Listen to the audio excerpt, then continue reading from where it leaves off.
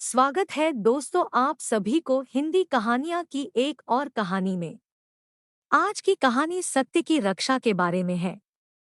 तो चलिए कहानी शुरू करते हैं। 16वीं शताब्दी की बात है। उस समय दिल्ली की गद्दी पर मुगल सम्राट अकबर का शासन था। वह भारत में एक के बाद एक राज्य पर विजय प्राप्त कर रहे थे। 1567 में मेवाड़ की राजधानी चित्तौड़ पर आक्रमण किए। चित्तौड़ का पतन हुआ। हालांकि मेवाड़ राज्य ने अकबर की अधीनता को स्वीकार नहीं किया। उदय सिंह के बाद उनके पुत्र राणा प्रताप ने मेवाड़ के स्वतंत्रता संग्राम का बहादुरी से नेतृत्व किया। राजपूत वीरों को संगठित करके बड़ी उत्साहपूर्वक मुगलों के विरुद्ध युद्ध करते थे। बड़ी संख्या में आक्रमण करने के लिए राजपूतों को कई छोटे समूहों में विभाजित किया गया था। प्रत्येक दल में एक सेनापति थे। सेनापति के नेतृत्व में दल लड़ रही थी। ऐसे ही एक दल में रघुपति सिंह नाम का एक सेनापति थे।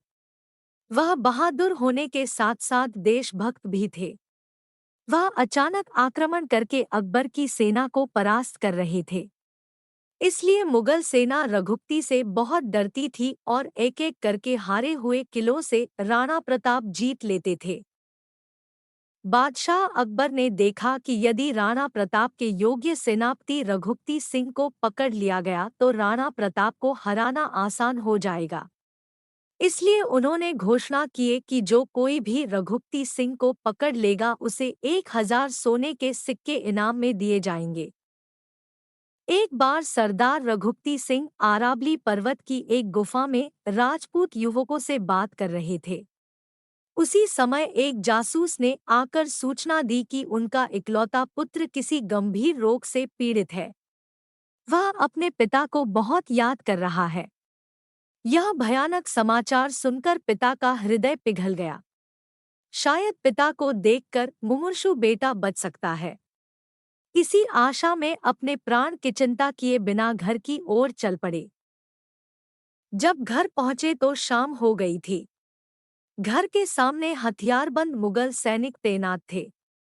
उन्होंने सावधानी बरतते हुए घर में घुसने की कोशिश की, लेकिन सिपाही की कड़ी नजरों से रघुपति बच ना सके। तो सिपाही ने पूछा, आप कौन है? यदि आप आगे बढ़े तो आपकी मृत्यु निश्चित है। रघुपति को गुस्सा आ गया। वह एक वीर है। उन्हें वीरों की तरह जीना और मरना पसंद है। फिर भी अपने बेटे की स्थिति को देखते हुए उन्होंने द्वंद्व से परहेज किया और कहा, मैं रघुपति सिंह हूँ। रघुपति का नाम सुनकर सिपाही चौंका और अगले ही क्षण अपना विचार बदलकर बोला, अब तुम बंदी हो। रघुपति ने कहा, भाई, मैं आज लड़ना नहीं चाहता। मेरा बेटा गंभीर रूप से बीमार है। वह मुझे देखना चाहता है। उसकी अमोघ करुणा ने मुझे खींच लाया है। मुझे मेरे बेटे को देखने का मौका दो। बेटे से मिलने के बाद चाहो तो मुझे बंदी बना लेना। यह मेरा वादा है। क्या आप किसी के पिता नहीं बने हैं? कृपया मेरे बेटे की स्थिति पर विचार करें। सिपाही ने कुछ देर सोचा और कहा, बेटे से मिलने जाओ, लेकिन अपना सत्य मत तोड़ना। प्रहरी की घराहट देखकर रघुपति ने कहा, राम राम, तुम कैसी बात कर रहे हो? मैं हिंदुस्तान का बेटा हूँ। अगर मैं सत्य को तोड़ूंगा तो यह मेरे देश का अपमान है। मेरे पिछले लोग सच्चे रहे हैं। मैं ऐसा कैसे कर सकता हूँ? मुझ पर विश्वास करो। रघुपति ने घर में प्रवेश किया और अपने बेटे की संकटग्रस्त स्थिति और अपनी पत्नी की करुण रोना देखी। उन्होंने अपनी पत्नी को आश्वस्त करते हुए कहा, अब रोने का समय नहीं है। खतरे के समय धैर्य रखना एक बहादुर महिला का कर्तव्य है। फिर अपने बेटे के सिर को चूमते समय बेटे का मौत हो गई। रघुपति ने अपने बेटे का अंतिम संस्कार की व्यवस्था की और घर से बाहर निकल गए। वह सिपाही के पास पहुंचे और बोले, भाई, मुझे गिरफ्तार कर लो। सिपाही रघुपति को देखकर आश्चर्यचकित रह गया। उसने रघुपति का हाथ पकड़ते हुए कहा, भाई, तुम्हारी सच्चाई देखकर मेरे अंदर मानवता जाग गई है। मुझे आपके बेटे की मौत के बारे में पता चला। ऐसी कठिन परिस्थिति में मैं तुम्हें कैसे गिरफ्तार कर सकता हूँ? केवल कायर ही दूसरों के कमजोर हालत में हमला करते हैं।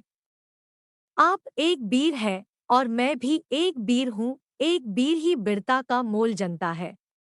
आप अपने बेटे का अंतिम संस्कार की व्यवस्था कीजिए। तभी पीछे से गंभीर आवाज सुनाई दी, गद्दार, दुश्मन से दोस्ती कर रहे हो, रिश्वत लेकर दुश्मन को जाने दे रहे हो। दोनों ने पीछे मुड़कर देखा तो सिपाहियों की भीड़ में मुगल सेनापति थे। सेनापति के आदेश पर सिपाहियों ने बिना देर किए दोनों को गिरफ्तार कर लिया और जेल ले गए।